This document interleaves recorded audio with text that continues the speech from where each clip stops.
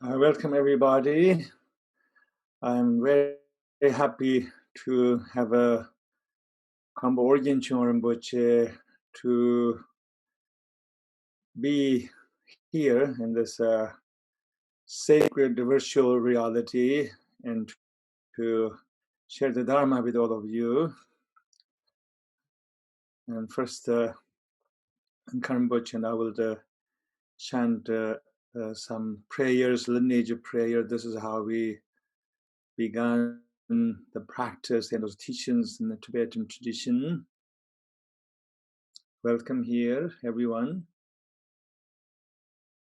Thank you for Anam Thubten Rinpoche and join today. We are together here and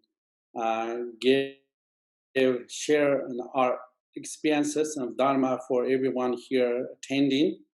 And then so much joyful and also appreciate.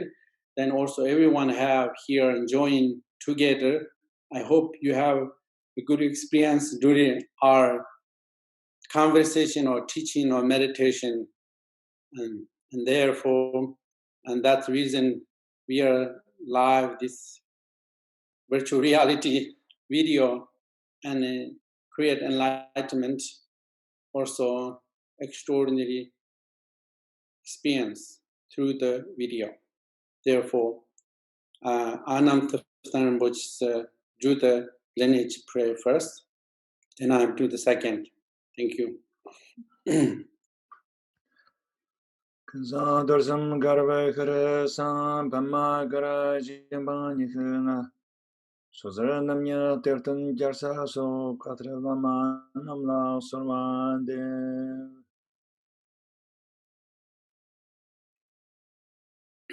Kondarnyan jirin zin lama tong, jecha towo tsunchong yatam la, anilsam kandur jaksam jatso je, ramjang zasam la la ngupshang tsar. Orgyen Chowang Rinpoche dombo la, yamin nam chen rangshang lenji zhab. Chanze huibshen yongdan zangbarbi, pamam jangni dalu pansur shchong. Okay, thank you. I teach first, and then when I stop, and then Anam Thubten Rinpoche teach. Therefore, today, here right now, we are special occasion in this beautiful day here. Our topic is fearlessness, enlightenment, and that's we are explore today. And this right now, and especially our time, 2020, yes, as very many conditions appear, external conditions, virus, and people lost job. There's so much pressure that, especially internally, we have fear and anxiety, stress, and loneliness, and sometimes uncomfortableness, and also agitation. Then also all these things, experiences we have, everyone has some degree when conditions are challenged.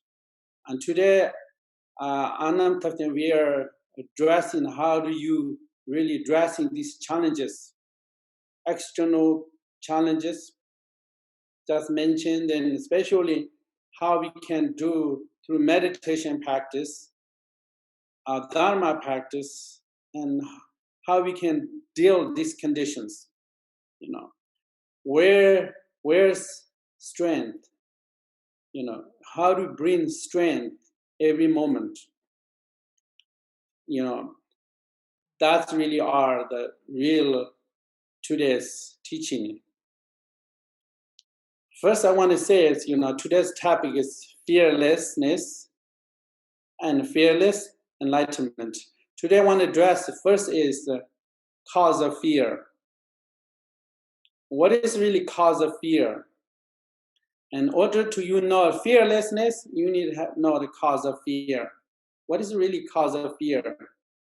Cause of fear is external conditions, disease, uncertainty, all these things are like cause of fear. And then internally, the most important is, number one fear is, what do you think? Number one cause of fear is your own thought. Even everything's external conditions are chaos. If your mind is, not stuck with that, not obsessed with that, we don't have fear. But number one is there's external conditions, fearful conditions. The second is we are pay attention that. We are pay attention and we are obsessed with that. And that between two conditions, your mind and external conditions, creates fear, uncertainty like that. And then that really means, like fear is actually come from, obsessed, pay so much attention, and preoccupy fearful things or conditions. The meditation is really means your mind bring from not much pay attention, fearful conditions. Just bring mind present moment. Leave your mind alone. And then means if you don't too much, you don't like 20% you pay attention, fearful causes, then you have 20% fear. Like 70% you pay attention, fearful causes, you have 70% your experience is fearful, yeah.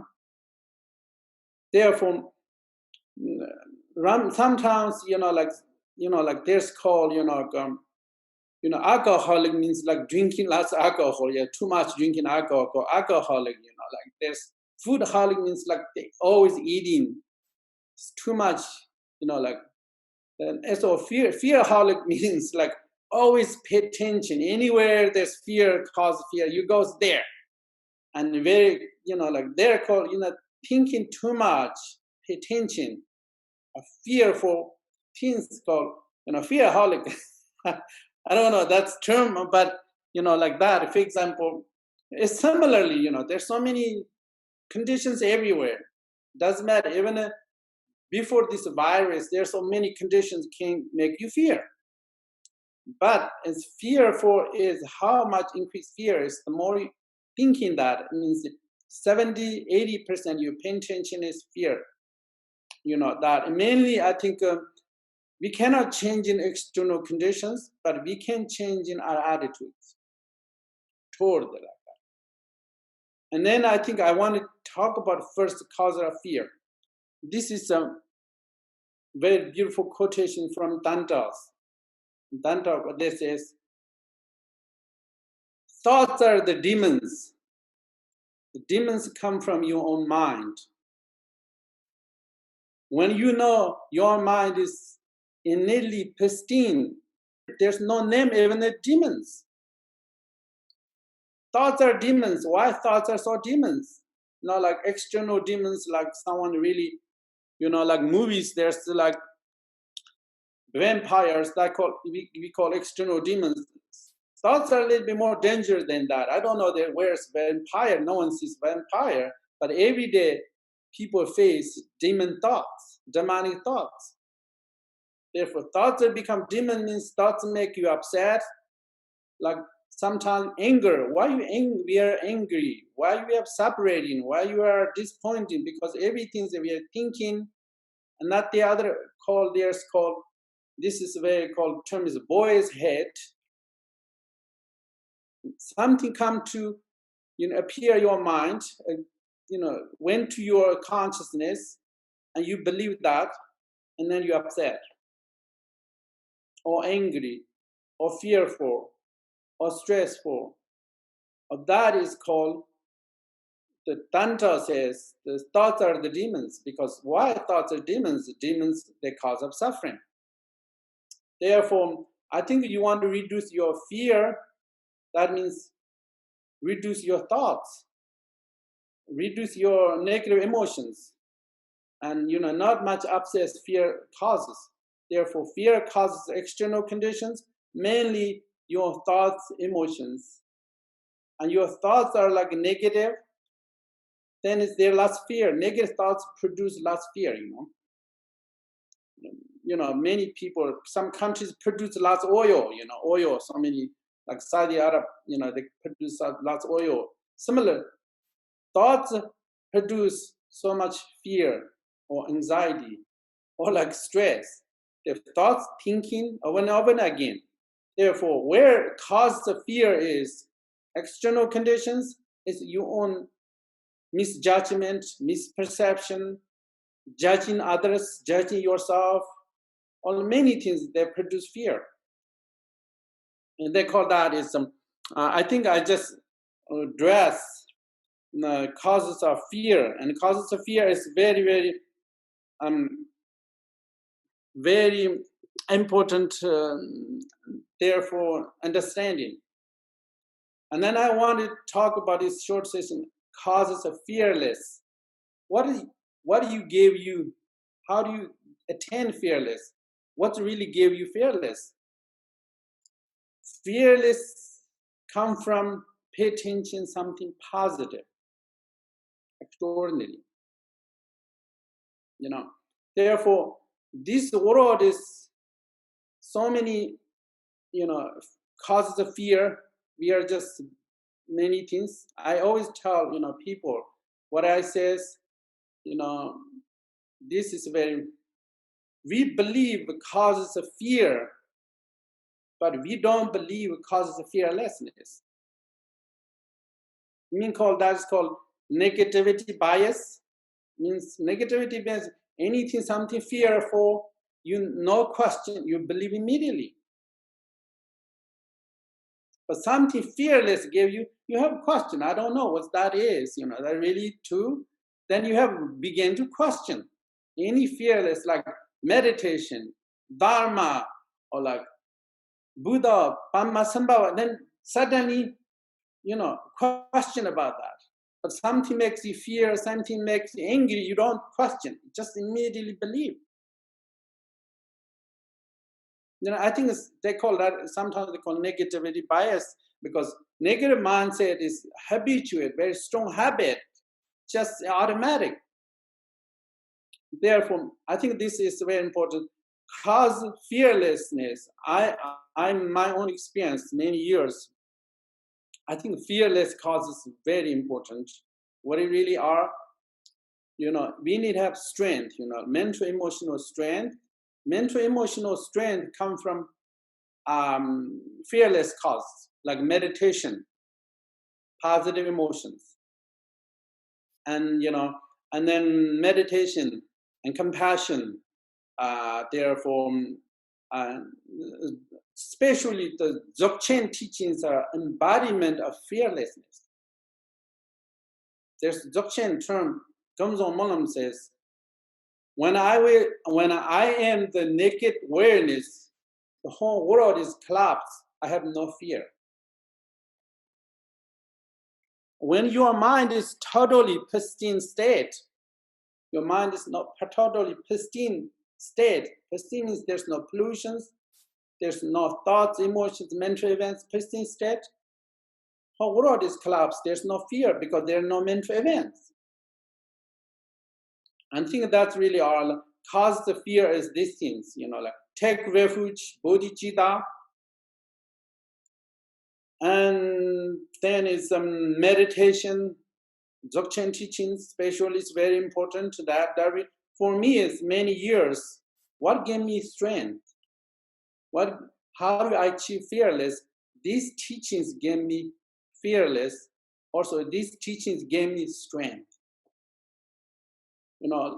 Right now at Thubten, very Thubten, they call this Guru Rinpoche Padmasambhava is called, this is called degeneration time. Degeneration time means people are fearful, lonely, depressed, stressful.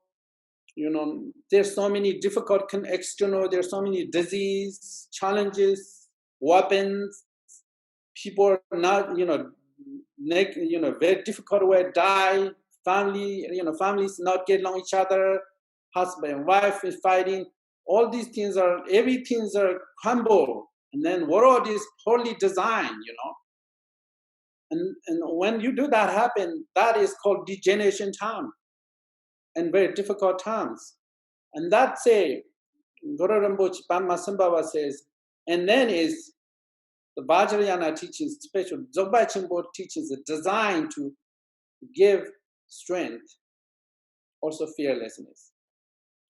I have 100% confidence in this, because not just only actually try that, but past many enlightened beings, their experience, even these days, even midst of chaos, we can find some peace and strength, fearlessness come from teachings.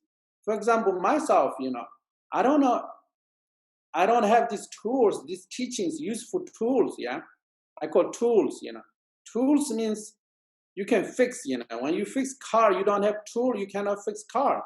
A building house, you need to have tools. Otherwise, you don't have tools, you cannot fix the house, yeah. Similarly, if you have fear, for what tools you can use to fix that fear, or like stress, anxiety, and the teachings about meditation, also, especially this is Guru Padmasambhava's teachings are really tools designed to fix degeneration time problems and fear. My own experience, therefore, I've been many fear cases. I always been created, but then I rely on the teachings. It gave me fearlessness, also strength. I think everybody's doing that is very good. But otherwise, and when we are this, this virus is a small thing compared to samsara. Samsara is like huge, like ocean. Virus is like tiny, like almost water, like that.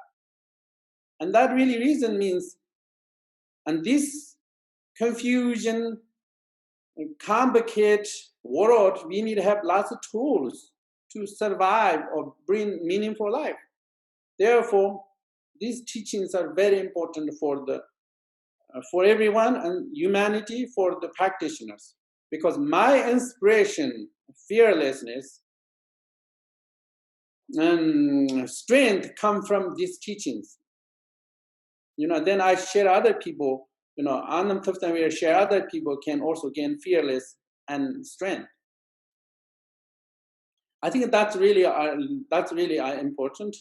And the other thing I want to say is, we are talk about fearlessness, enlightenment. Enlightenment. I like to say what is really enlightenment is. Enlightenment is you really want.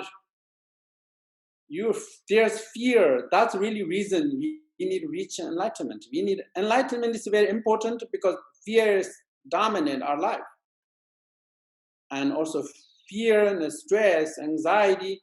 These things are like very deal with effectively, and then enlightenment is the answer. Therefore, meditation is key. Meditation produce two things, create two things. One side, they reduce fear, anxiety, or negative emotions, or 5 poisons. They use your Dharma practitioner, 5 poisons. Meditation reduce that. The other way, meditation produce enlightenment. Two things, reduction and negative thoughts, emotions, and also clarify, pacify, and also create enlightenment. And therefore, I think I want to say, what is really enlightenment? There are many different points of view. Enlightenment is just, word. The meaning is very important. Meaning is many meanings, but actually boils down. Enlightenment is through meditation, realization, your mind is transformed. When your mind is transformed, what it really says, when there's huge clouds in the sky, like a huge cloud sky, especially dark clouds, rainy many days, rain, and then there's many bad things happen on earth because so many lots of rain, all this came from the sky. There are mudslides, there's, lots of roads to wash away and the house is damaged. Everything come from that dark blue, dark and, like black and cloud. When the clouds are dissipates, the dark clouds are dissipates, rain stopped, and sun shining, everything's become more beautiful. Yeah, after that, and then vegetables grow, everything's and trees grow, and everything's very nicely because water is clear and we see the blue sky. Enlightenment is like that. Enlightenment is like your thoughts, emotions, anger, jealousy, unhappiness, stress, all these things disappear from your mind. They disappear your perception. For example, clouds are disappear, similar, all these things disappear your mind. When this disappear your mind, your perception is totally extraordinary. There's no anger, there's no jealousy, there's no stress, there's no ego, there's no obsession.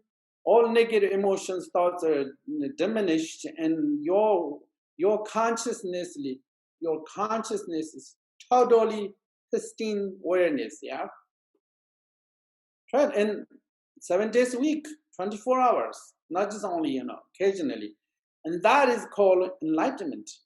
It's not like enlightenment is somewhere there. It's actually, there's some secret essence Tantra says, don't seek enlightenment any other direction. They says, your natural mind is enlightenment.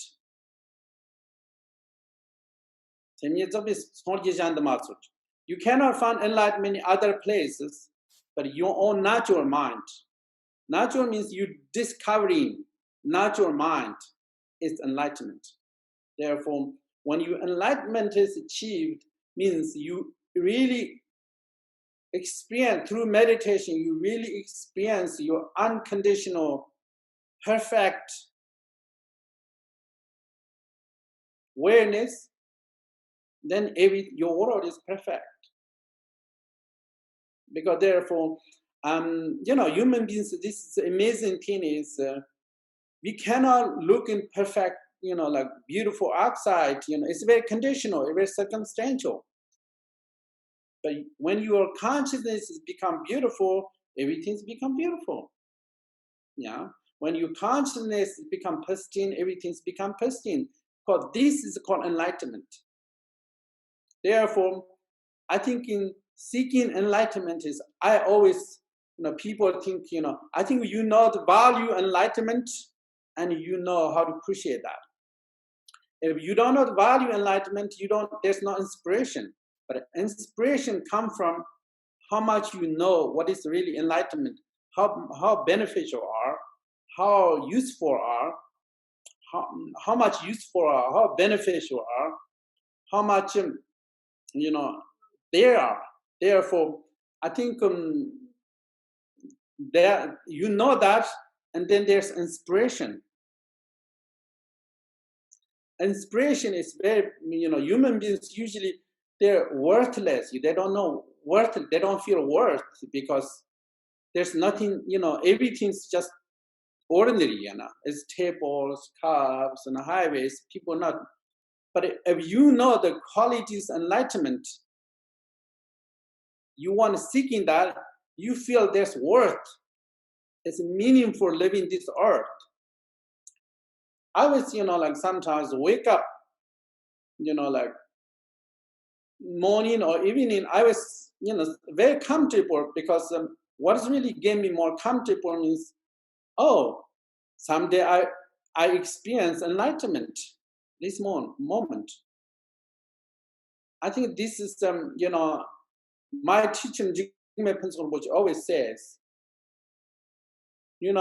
when he's receiving his reading or singing Dzogchen Bhajan songs, Dzogchen Bhajan songs, he's like baby. He's so happy, you know, like he said, I can't believe this is so profound, beautiful, you know.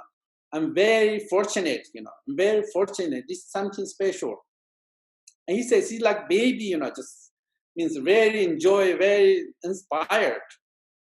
Therefore, amidst the fearless, we need inspiration, you know. That's the strength. And that really means, I think how much inspiration, it means you need not more Dharma, more meditation, more enlightenment, and there's more inspiration. Therefore, I want everyone has, you know, like inspiration, you know, inspiration is very, very important tool to practice meditation. You don't have inspiration, there's no fire. Yes, there's no fire, there's no passion.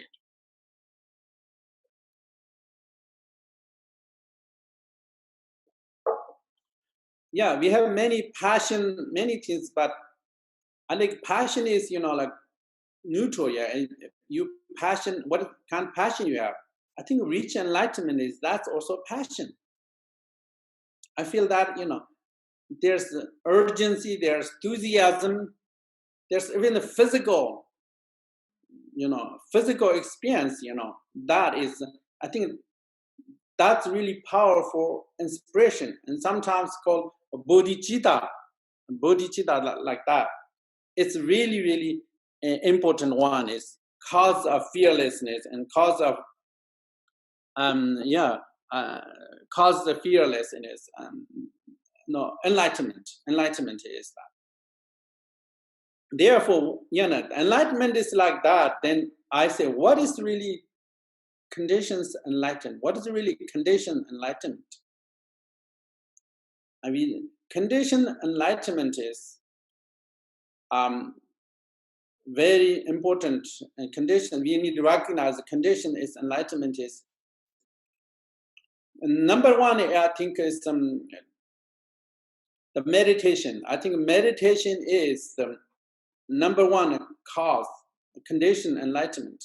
Therefore, most people reach enlightenment because they practice meditation very enthusiasmally, and, you know, therefore there's enthusiasm, meditation. That's really are the they have the most people achieve result, and conditions are like that. And then the other thing is conditions are like develop good heart, you know. And I have this Pristine Mind book. I have 3 conditions enlightenment I address here. First is realization, second is meditation, third is good heart. If you have realized your true nature, you realize the nature of mind, nature of your consciousness, and I call sometimes you realize pristine mind. Your mind is, and the realization that, and then meditation that, and develop good heart. And these things were tangible, 3 things here, tangible 3 things. Conditions enlightenment. The result is your mind is awakening. And the result, if these 3 conditions result, your negative thoughts, emotions decrease.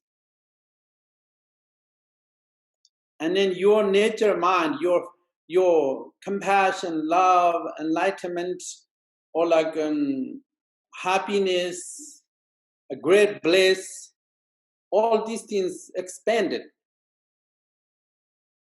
And they call that is conditions enlightenment.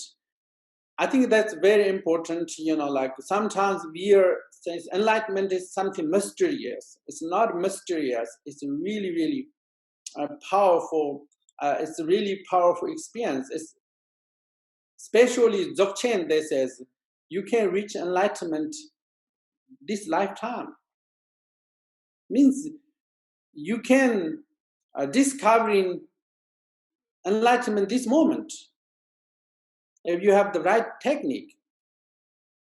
It's not like most people think enlightenment is something next lifetime or many eons, or there's huge, like reach. That's hard. But which is more difficult? Someone is, today making $1 million reach enlightenment. I think really you precisely enlightenment is more easier. Like someone has skill, that's okay. But you pay attention. Someone can, like they say, as Dzogchen teaching says, if you have the right conditions, enlightenment is 3 years and or 6 months, or 3 years and sometimes 6 months. Tim says, or this lifetime. But how do you create 6 months, $1 million? It's no way. Says I want 1 million and 6. No, 6 years, 3 years. No, but you have the right conditions. Enlightenment is not that far, because it's just your own mind, just discovering within your mind. Therefore, people think enlightenment is so far away, but not. I think journey, like sometimes journey make more excited. Yeah, people says, I want to go somewhere traveling, like, or Asia, Europe. Sometimes thinking that is more exciting, oh, I'm going to somewhere. It's a beautiful place to vacation. And sometimes, like that, the journey makes very, like planning that's make very excited, very more inspired, yeah. Similarly, I think rich enlightenment is also similar. That makes you excited. That really makes you feel worth and feel joy for each moment. For example, like, and also you going somewhere vacation, you looking for the time, next year I'm going there. I'm very, very happy to there. And you thinking right now, and that really, even you go next year, still you have that joy in your mind. I'm going somewhere special place. Similarly, I think many people found throughout history, many people found when they says, I want to reach enlightenment, I want my mind to become pristine, and that even that kind of inspiration is also worth to live in this world, worth to work in this world, worth to enjoy it. And therefore, I think there's so much joy and enthusiasm about that pursuit, enlightenment, and also fearlessness. And these things I'm not talking about just some mystic, like mystic, and also some pipe dream, or never. I'm just talking about real experience. And real experience, I think, especially Dzogchen teachings, they talk about enlightenment more close than any other teachings. Therefore, I know many people have that experience. Therefore, this is not just pipe dream and just mystic. I think this is real experience. And therefore, that makes me very happy all the time. This path is just so profound and so delicious. And delicious and very juicy. It's not like dry, lifeless. It's very colorful, very juicy, and very profound. That's really I see, like that, and that's make everybody's life juicy and profound. And then this is called the path to enlightenment, and therefore I think this is there's 2 different ways to reach enlightenment. Hinayana enlightenment means, when you talk about Hinayana enlightenment, means the world, the more you seek in Hinayana enlightenment, the more the world is, the more you, how do you say, this word is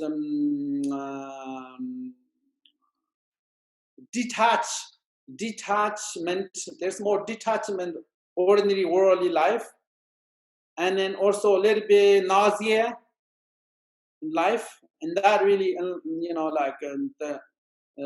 the Hinayana practice, and sometimes like the individual person has that kind of idea, sometimes that kind of idea, like that. But that's one part.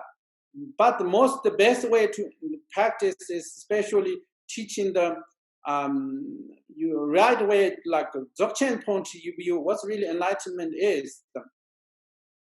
They talk about this is when you do the reach enlightenment, not detach the world, you are more connect the world more authentic way. You more connect world enlightenment, but the worldly experience becomes transformed into blessed. And then, for example, we do this recycle, yes, recycle, and bottles we use, papers we use, everything's, turn into recycle. And produce another bottle, new fresh bottle, or like plastic or like paper, yeah. Similarly, and when you talk about enlightenment, sometimes, all worldly everything's become beautiful. That's where there's two different ways, therefore, the Buddhists, there's monks, Buddha taught originally monks for the disconnect from the world. Therefore, that's really monks, they do that, disconnect from detachment from world. And then monks do that. And then that's really the one way seek enlightenment. The others, yogis, many yogis here, Western, there's so many yogis everywhere. Then Tibetan, there are yogis, the practitioners. Yogis is not just only disconnect from world, they live in the world, many different places. We have so many places. Vajrayana, there's many yogis, and even the Theravada, there are many yogis, America here.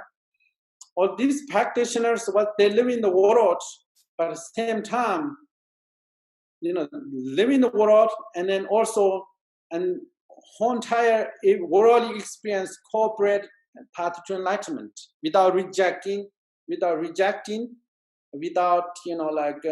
hesitating. And then that's really two different ways: yogi way and monk's way. And therefore, I think many people, you're not monk, then is reach enlightenment, yogi way is sued, you're monk, then is reach enlightenment, monk's way means like you reject, your how do you say this, detachment from the world, no alcohol, no sex, and just stay in a solitary place. But when you're living the ordinary world, your yogi means like, for example, the lotus born from mud in dirt, but never impact lotus. It's beautiful. Similar, this is, and yogis are living, regular life, ordinary world, but they're not impact in ordinary flaws. And that really, they practice that way. That's called yogi way. Therefore, both ways there's to reach enlightenment. Very most beautiful. Okay, let's do that. And therefore, and I just do talk four things. One is, the first is cause the fear, and then I think cause the fearless, then inspiration to attain enlightenment, and then is what is enlightenment. I think conditions enlightenment. I think I just briefly talk about that, address today. I think that's really for everyone has. If you have these few conditions you learn, and then you have disappear fear your life, and you have experience enlightenment. Enlightenment is experience. Some people think state somewhere, but actually experience. And that's really reason. I know my teaching is over. I think now it's Anam Thubten Rinpoche's turn. And thank you very much, Anam Thubten. And today, the topic is fearlessness and enlightenment. The concept of fearlessness is a very essential in the Tibetan Buddhist teachings. Two of my favorite masters of the Tibetan Buddhism are the 18th century Dzogchen master, Jigme Langpa, and then Kwanchen Jigme Phuntsok, who was the main guru to Orgyen Chowang Rinpoche. Right now, I can see the picture of Kwanchen Jigme Phuntsok with Orgyen Chowang Rinpoche on his altar, which brought me an amazing memory of a meeting with His Holiness Khampo Jigme Phuntsok Rinpoche many, many years ago. The word Jigme, which is a part of names of both of these great masters, Jigme Langpa and Kwanchen Jigme Phuntsok. The Jigme in Tibetan means fearlessness, and also all the prayers, liturgies, and writings, at least in the Nyingma tradition, are permeated with this word, the Jigme or fearlessness. This really shows that the fearlessness is very much the heart of the sacred traditions and their teachings, and therefore, and today we are discussing as well as exploring a topic, not new topic. It's a very much the essential topic and the wisdom of tradition, and that we are part of it. So I feel in many ways I'm exploring a very familiar topic, because in my tradition, and the fearlessness is one of the main practice, and my tradition, and teaches how to embody the fearlessness in everyday life, as well as also it is the heart of the enlightenment, the awakening. I think fear is a very interesting phenomenon. It exists in a human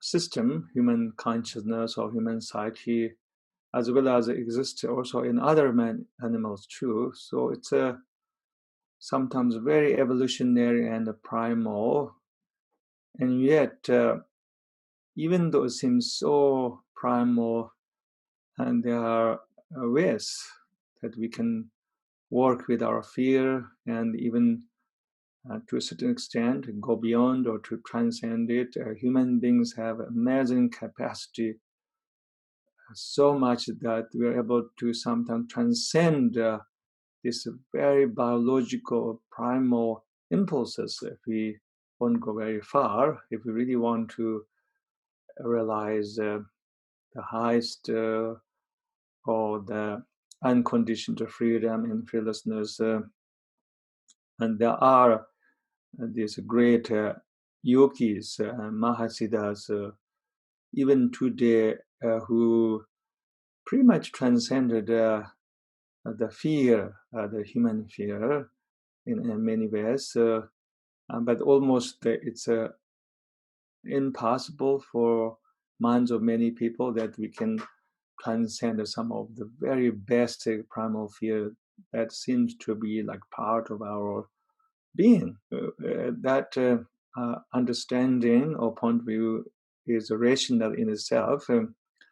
So anyway, fear can be very biological, and sometimes so neurological that almost it has its own life. We can't do anything with that. That's how I feel sometimes. I tell you how I work with some of my fears in my life. One of them is the fear of flying on the aeroplane.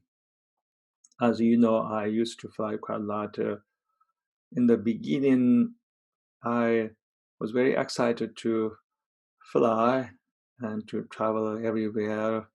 And sometimes flying on the aeroplane can be quite luxurious, and you feel you are the jet setter. And now and then you can open the window of the aeroplane and see this beautiful clouds that were drifting. You feel you're kind of in heaven. And then, especially if there's something nice to eat, you really feel you are like the jet setter, even though it's a totally illusion. So anyway, but then now and then the air turbulence happens quite often, and I used to get a little bit of scared, not so much little, but my body get a little bit of tense every time when there is air turbulence. And one time I remember that somebody was explaining the science behind the air turbulence, which gave me a great deal of comfort. And this person was saying that the air turbulence is a very much a natural thing that happens up there, but you don't have to worry. It's not like that there's something wrong with the engine of plane or plane is going to go down. So from there on, intellectually, I knew that the air turbulence is just a very much natural occurrences. It does not mean that the plane is going to go down or some terrible scenario is going to happen. But even that whole intellectual understanding, but I remember that my body got very tensed every time when there was air turbulences, which is really strange. And then I felt that there was my body filled with all this old habit, biological, neurological habits. It has on its life, and there's me, another part of me was able to kind of tell myself, don't worry, relax, nothing's going to happen. And even part of my consciousness, you can call it awareness or the witness or the observer, has already figured out and know that there's nothing going to happen with air turbulence. And that part of me was trying to calm down my body or the part of me that are carrying all these habits. And somehow, even I tried to tell myself, relax, everything's going to be okay, but my body got very tensed.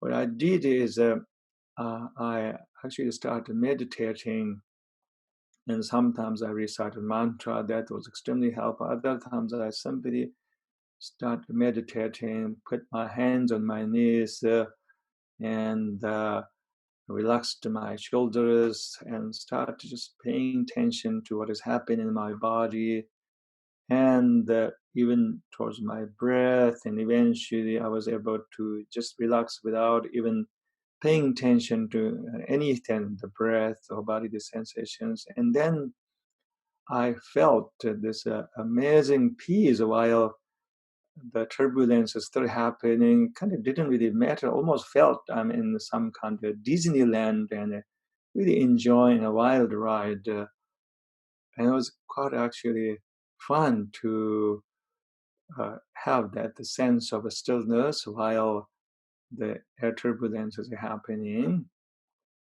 And this is basically telling us that fear can be caused by our mind, our thinking mind, but also sometimes it can be rooted in our body as almost cellular or neurological patterns. It may take a long time or maybe not too long time, but may take whole process to really undo this very uh, cellular as well as neurological patterns in our body.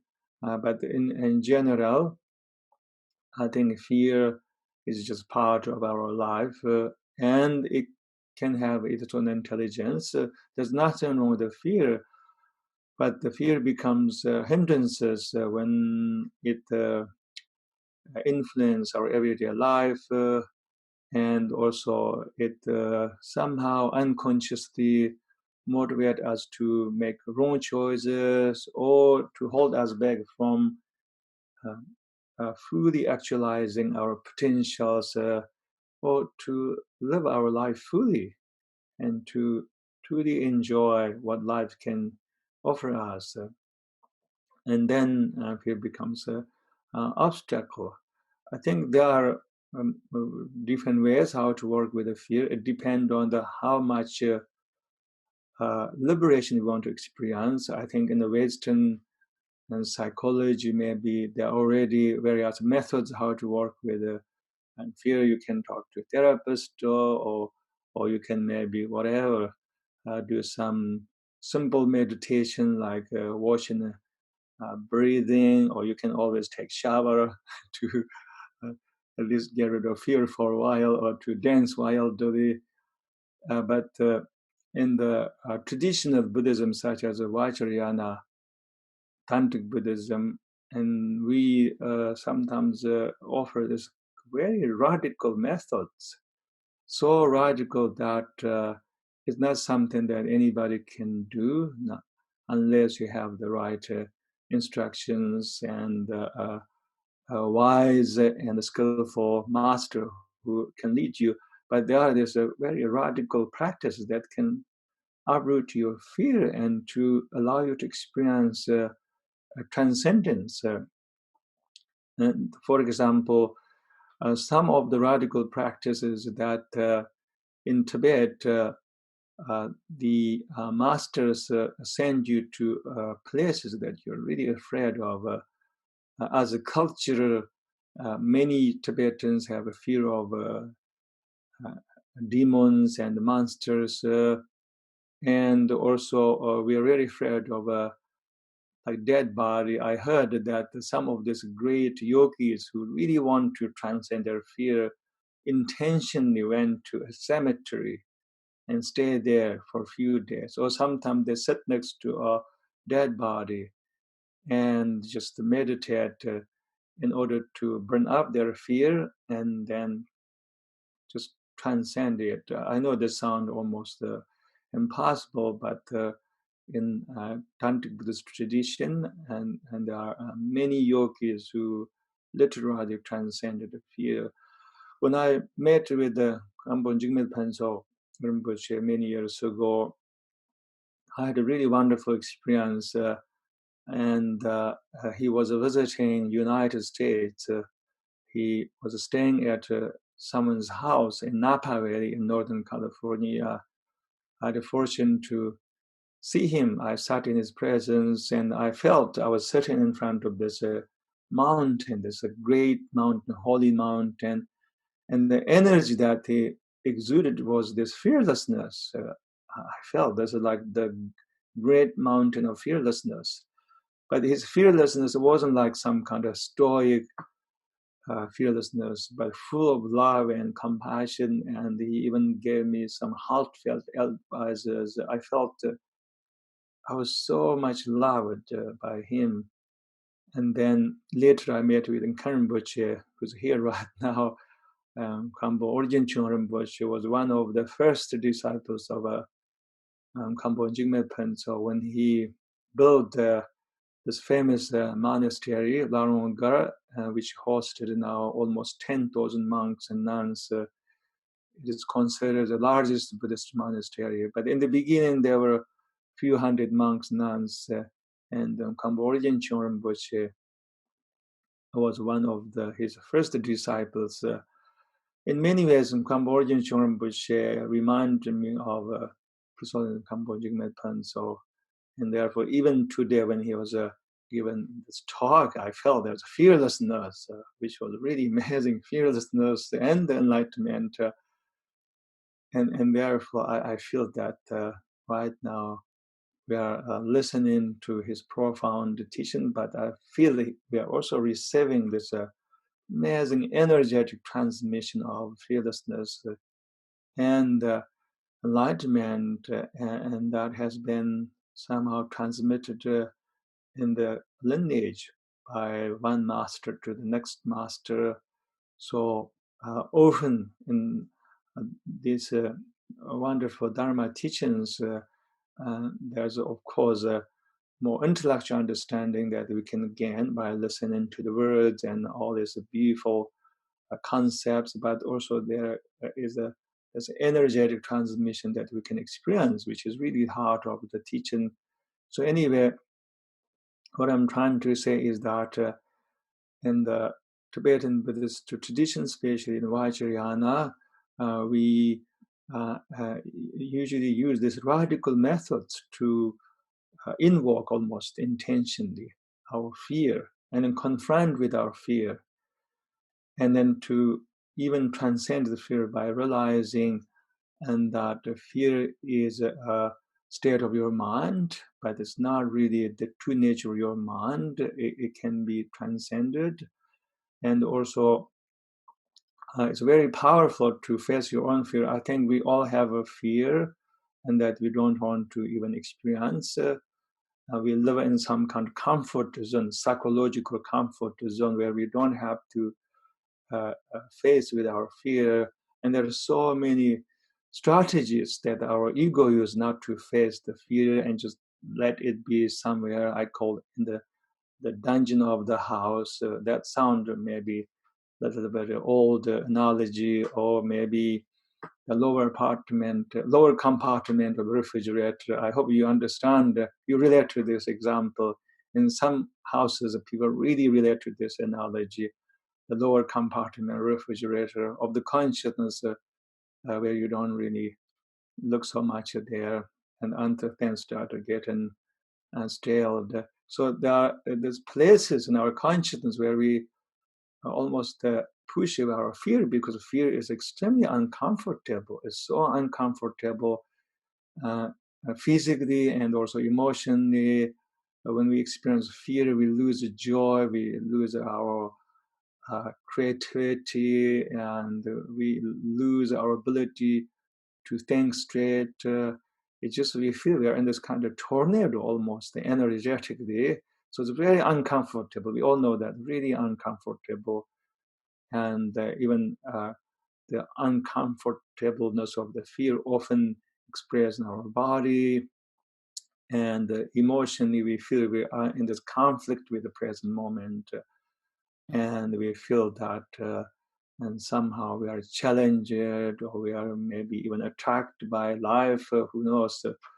So it's very uncomfortable, and maybe it's one of most uncomfortable emotions that human being can experience. And hatred is, of course, another really uncomfortable experience, even though so many people attach to it, but fear is extremely uncomfortable.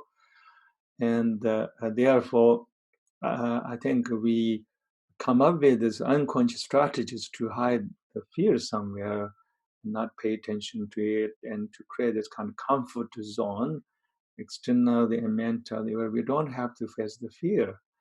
But the Tantric Buddhism invite us to face the fear, and they even invite us to come out of our comfort zone and go to places, and to even invite, if you can, situations that triggers your fear, and then use that as an opportunity and to go beyond that fear. When I say go beyond, transcend, that does not mean you make the fear go away once and forever. That may not be possible, but the idea of transcending is that you are able to hold your fear, even love your fear, embrace it, and but at the same time you're not ruled by your fear. Then fear is no longer actually a problem, no longer detrimental.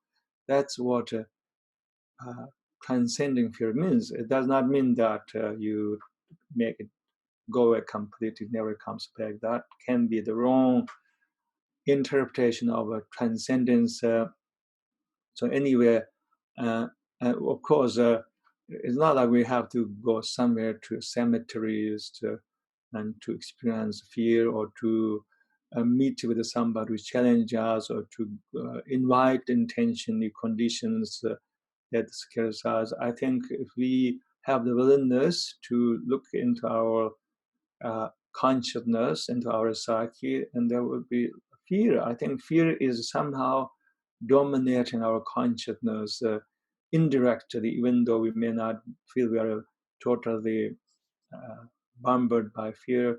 But right now, for many people, this is like being in a very much like channel ground. And there's lots of fear of unknown, fear of uncertainty.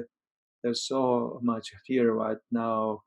The whole world is dealing with fear right now. Fear is maybe one of the most powerful emotion right now in many people because of the coronaviruses. So it's a like perfect time to talk about and to also engage with practices like Vajrayana practices and also, of course, Dzogchen practices, as Rinpoche mentioned, and to work with our fear, because we really don't have to go anywhere right now. Fear is kind of everywhere these days. Fear of getting sick.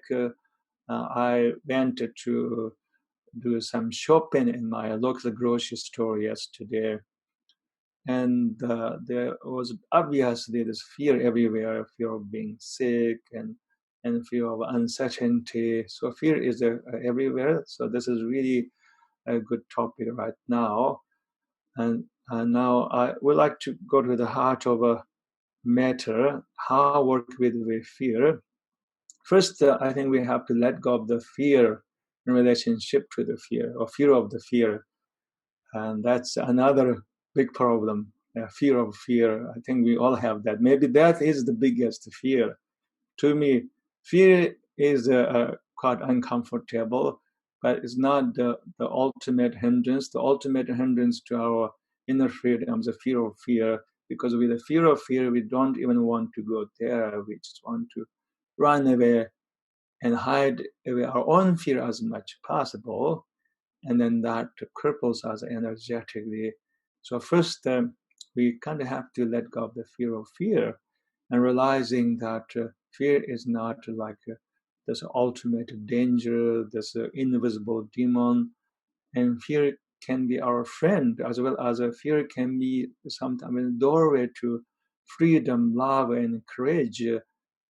And fear is not intrinsically bad. It has to do with how we work with it either. And also fear is not like the permanent state of our consciousness. It's not a permanent, it's not our true condition, and fear can be dissolved and can go away.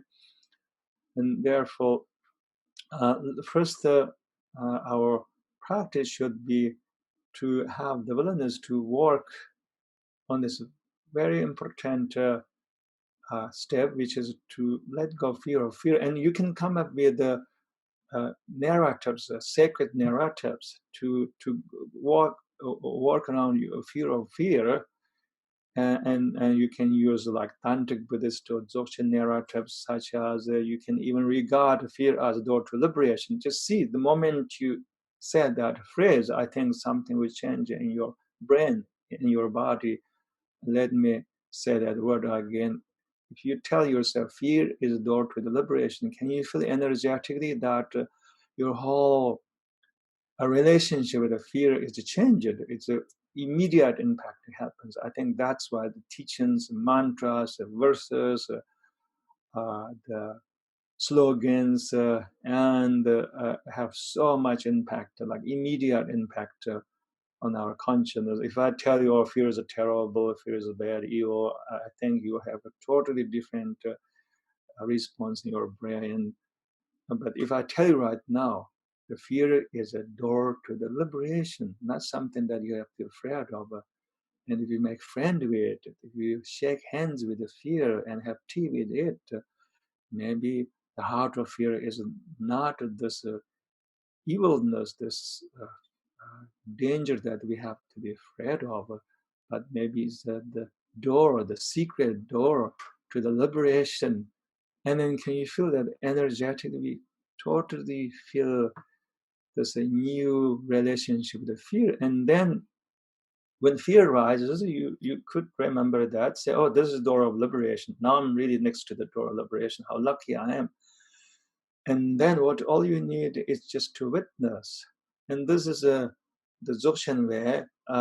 And Rinpoche is here, so I feel it's okay for me to talk about Dzogchen because he's a great Dzogchen master, and he will correct me if I'm saying the wrong thing. He's an amazing Dzogchen master. So in the Dzogchen, Dzogchen is an unbelievably rich practice and is considered the highest non-dual teaching of the entire Buddhism, like the peak of the Buddhism. The Buddhism's Mountain Meru, the queen or the king of mountains. Dzogchen is like the peak of the Mountain Meru. In the Dzogchen, one of the awareness practices to witness and to witness. Let's say if fear arises, you can just witness. In the moment when you witness, and then you're no longer the fear.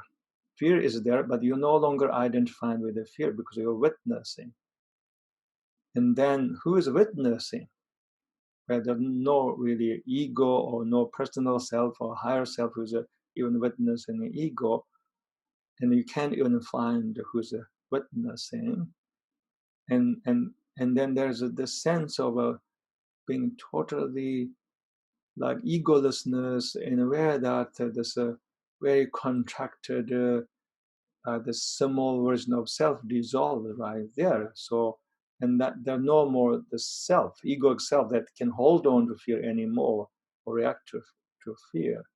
So anyway, before even go to that whole experience of dissolving the personal, that small self, but I think the moment you witness, and then fear already lost its grip onto you. Fear has no more power to hold on to you because you somehow made that choice, and that choice not to engage with the fear, not to hold on to it. If you don't hold on to fear, then fear is just another experience, and it will dance in front of you and try to charm you and trying to sell it as whatever storylines. But if you don't buy into, and then fear dissolves.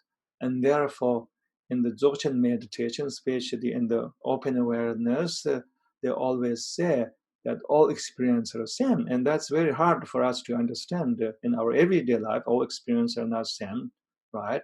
Fear is not same as joy. I prefer joy over fear. I prefer love over fear. When I feel love, I feel good. When I feel joy, I feel quite ecstatic. But with the fear, I don't feel good. But then how come that they say all your experiences are the same? Actually, when you're able to stand in that awareness as a witness, it is true that all experience becomes the same because when you don't indulge in them, and then they have no more really the power to bind you, and then fear comes and goes away, and then maybe joy will be the next visitor, comes and goes away, but you're no longer reacting from any of them because you are now the witness. This is how one can work with the fear, and that is transcendence of fear. It's not you're rejecting the fear, but fear has no more power over you. And then I think there are other many methods that we can talk. I think Rinpoche and I can perhaps have a whole month-long program on how to work on the fear. One of them is how to use a more non-dual, enlightened, transcendent perspective, how to overcome fear, and that's whole another topic. I don't know whether we have time or not, but one of them is just to embrace whatever is happening in your life as a Nyingma appearances, not to judge, not to dissect whatever is happening as a good or bad or danger or beneficial, but just to perceive whole thing is merely appearances. It's neither good nor bad. And when you're able to reside in that enlightened perspective, and sometimes fear goes away. Of course, you want to be losing your discernment intelligence, but that primal fear goes away because you are able to somehow experience that the whole reality, whatever is happening right now, are just appearances or just play of the ineffable, the play of the existence. Nothing is better than anything else. I know this sounds very radical. It's something maybe we cannot live in each moment or time, but it's a extraordinary liberating experience that we can have if we apply such enlightened perspective. So anyway, now maybe is the time to have a Q&A, right? Perhaps I went over, and Rinpoche is going to answer the first question. Please go ahead. Okay, wonderful. Thank you. We have many good questions, so we'll try to get as many questions in during this time here. So the first question is, can you please speak about the difference between fearaholic or fear and seeing obstacles as allies? Obstacles, allies. I think obstacles carry into ally. I think you have the best way is Dzogchen perspective, and that really then you know how to turn obstacles allies. This means actually means your attitudes changing the outcomes. Yeah, like that. Things are, for example, like things changing, for example, and you are not depressed. You say, oh, everything's impermanent. For example, everything's impermanent. And when you think that way, and then things not that affect you. Otherwise, why these things changing is not fair. You like that, then it's become more difficult. But you think it's impermanent. You know, I know everything's impermanent. Of course, changing. That means obstacles become ally.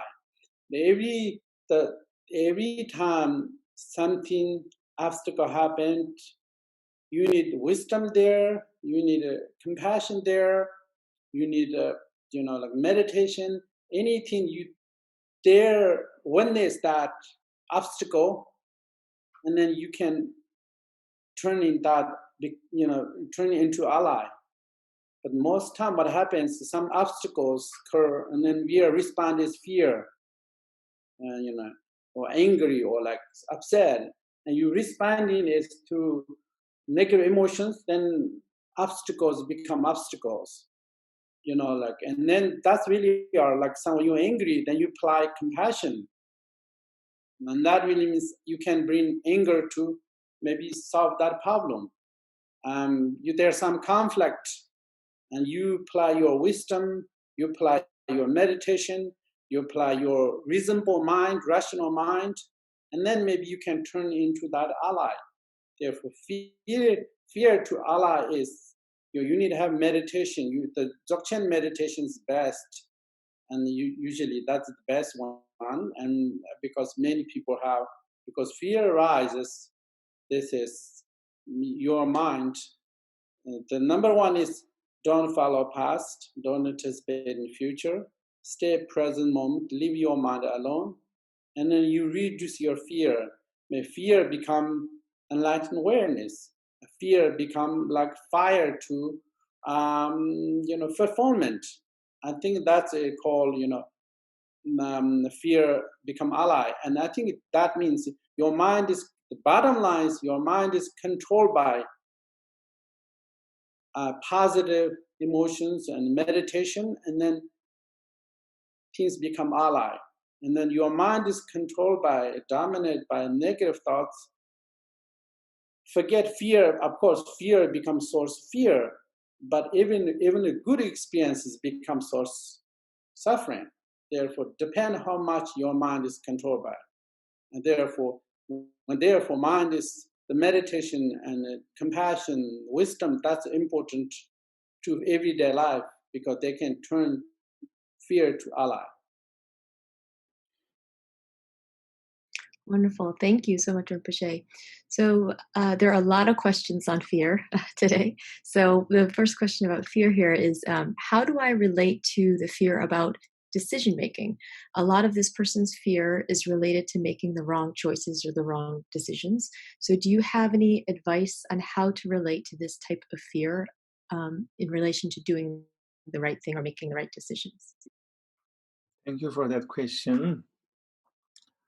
This is also perhaps a fear that is in everybody, because life is not like perfect. It's not like driving on this perfect highway with one lane, and that highway goes straight for thousand miles.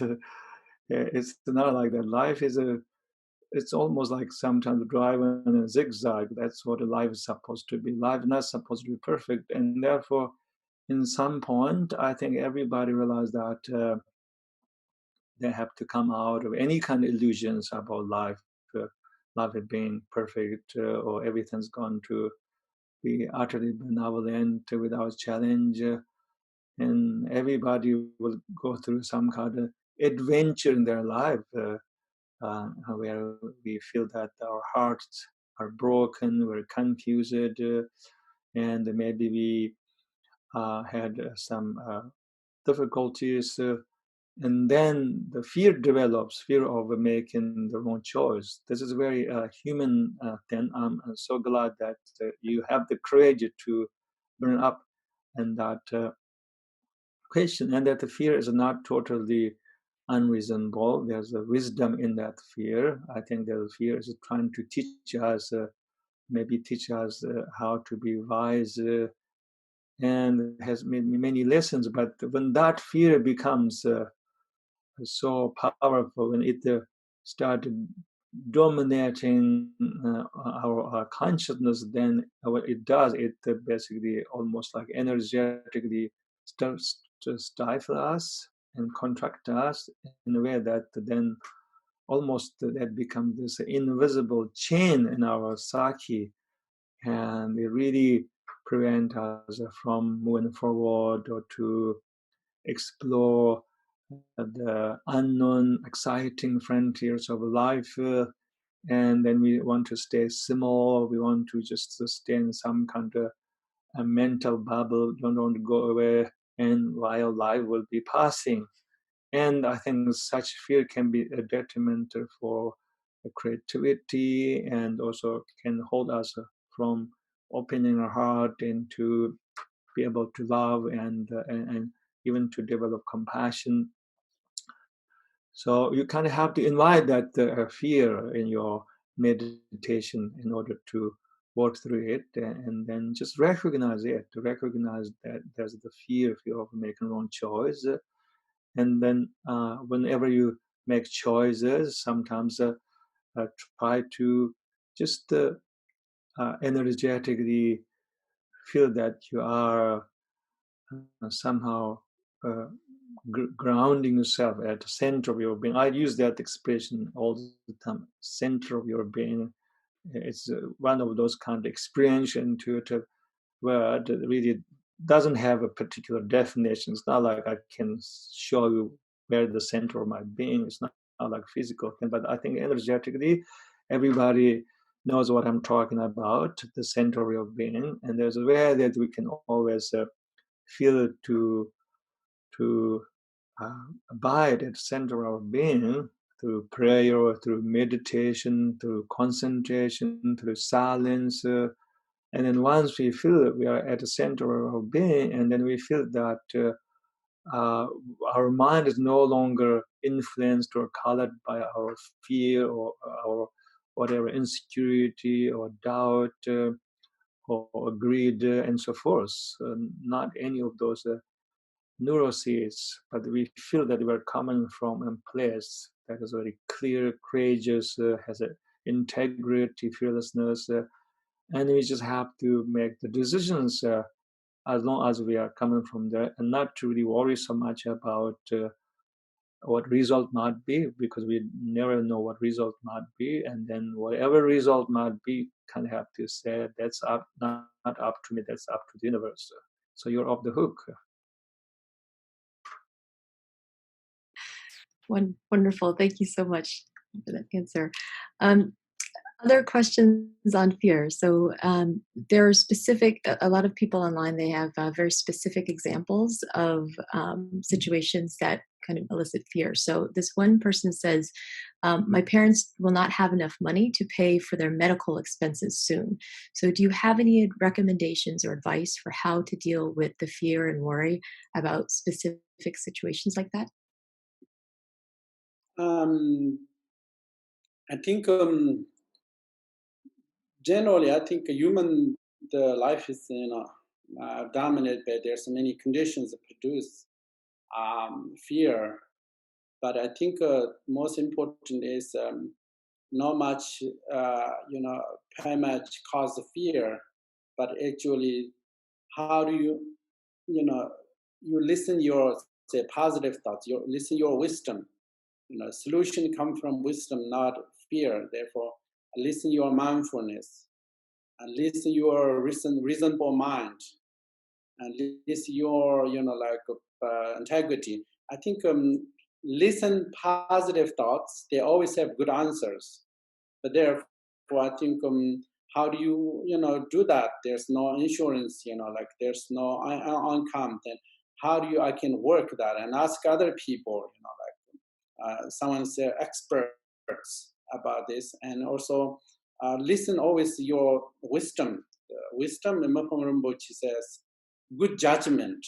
I think that we need to have good judgment. How things are difficult, things are not working well in your life, and then I think you need to have good judgment. It's not like don't listen impulses.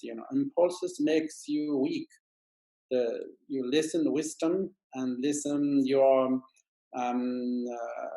broad mind, and listen your create mind, and that gave you more strength and it gave you solutions.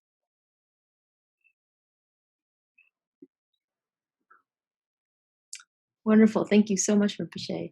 Okay, Anam Thubten Rinpoche, we have a question about the types of practice you use to help calm your mind and your fear on an airplane, and also any advice and mantras that you can share with us to work with fear. Yeah, I usually use meditation. I think in my mind, I'm trying to practice Dzogchen meditation. At least that's what I tell to myself. And also, I use this another very powerful Tantric Buddhist practice known as Chut cutting through. And that has been very beneficial to me at personal level in terms of to unravel and to have almost a directed a contact with my own very much human raw experiences such as a fear. I use that practice to work with my fear, with my ego, and with also my kleshas. And then yes, you could use meditation like such as awareness of a body sensations and breath. And these techniques are very simple. Anybody can learn it. The awareness of a body and the body sensations and breath. And those meditations can have immediate impact to almost like quiet your brain down and to soothe your brain. It has immediate impact. Doesn't take lots of time to learn it. And then there are mantras you could use. Maybe one of the mantras that you can use is Om Mani Padme Hum, the Avalokiteshvara mantra. Everybody recite that in Tibetan culture, Om Mani Padme Hum. It's a mantra that invokes this Buddha, Avalokiteshvara, and the Buddha of compassion. And then also Vajra Guru mantra, and that is very powerful mantra because this is the name of Guru Pama Sambhava, who is the source of this lineage, the Nyingma lineage, and also who was the one who brought the Dzogchen teachings to Tibet from India, Guru Pama Sambhava, who was this extraordinary enlightened being, who is an embodiment of fearlessness and the bliss, as well as also awakening in the Nyingma, because we developed such love affinity with Guru Pama Sambhava or Guru Rinpoche. When we chant his mantra, I think many of us feel and that the fearlessness. The mantra goes Om Aham Vajra Guru Pama Siddhiham. It depends on how you want to pronounce. The Tibetans pronounce that mantra as Om Aham Vajra Guru Pama Siddhiham. Many of you already know the mantra, and these two mantras are really wonderful. And then another mantra is the Tara mantra, Om Tare Tare Tare Swaha, the mantra of Arya Tara, the mother of the Buddhas, and that mantra can invoke love, compassion. These three mantras are perhaps the most popular mantras in Tibetan culture, and people always go to those three mantras when they have problems in their life.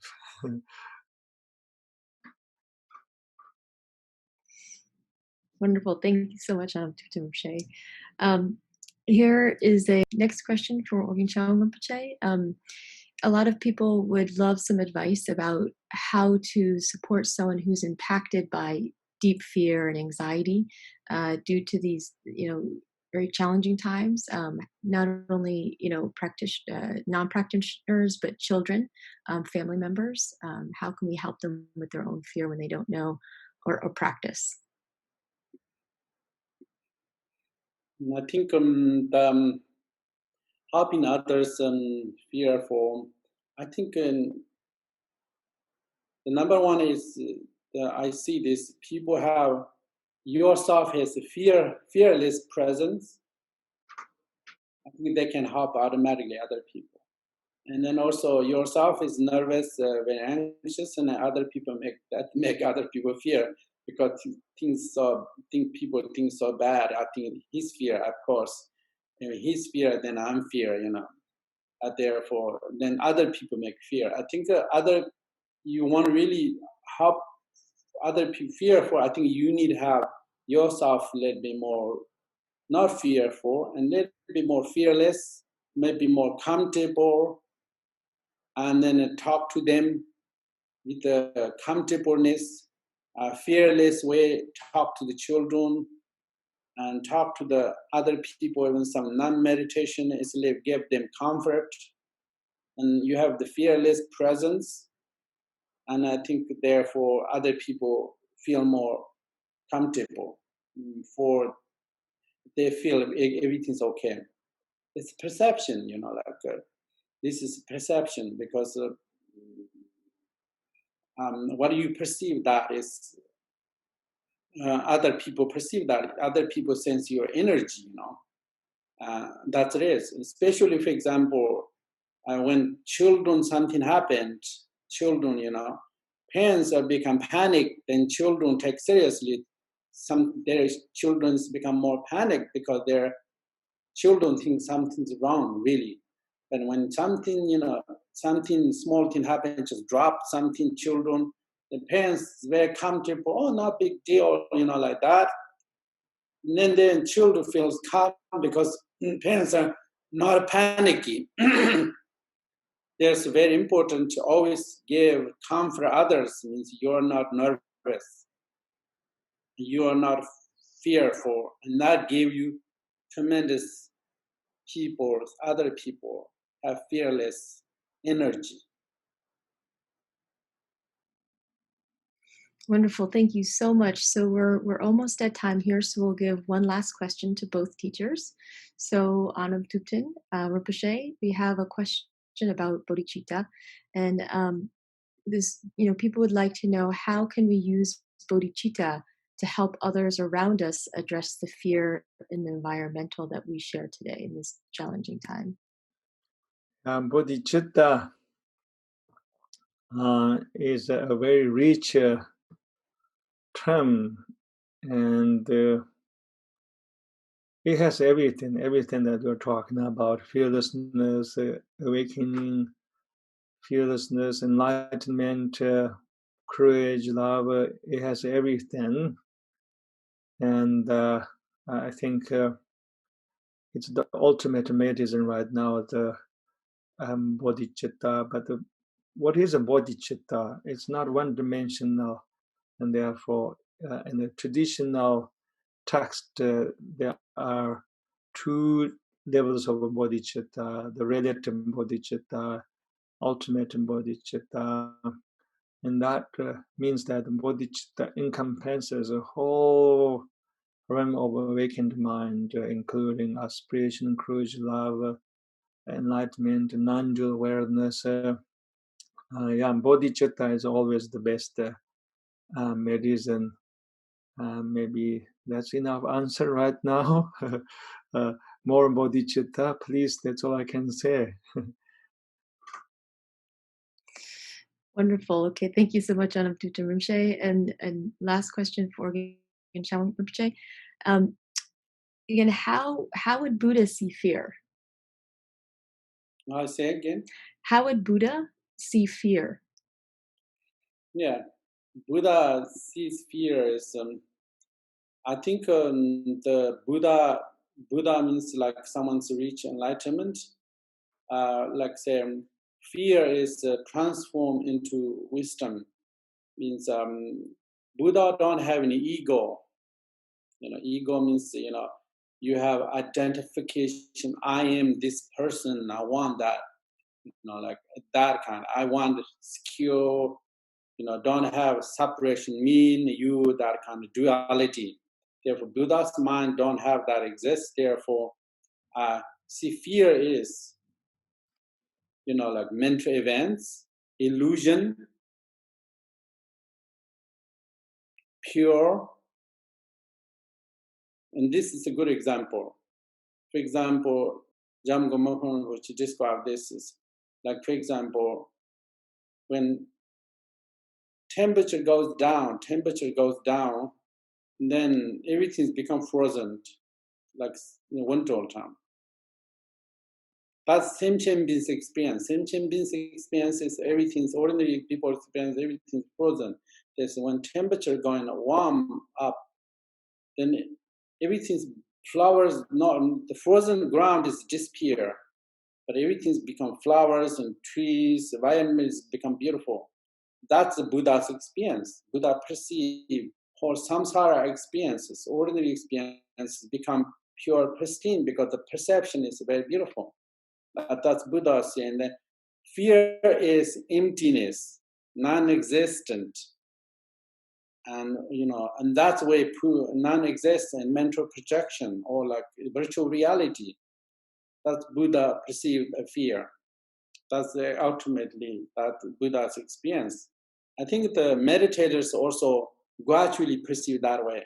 Meditators, also Dzogchen meditation, they says, there's look in your mind this place and also talk about when someone realizes nature of mind, that they perceive their fear, anxiety, everything's become emptiness, illusion, a virtual reality. That's there the Buddha's experience.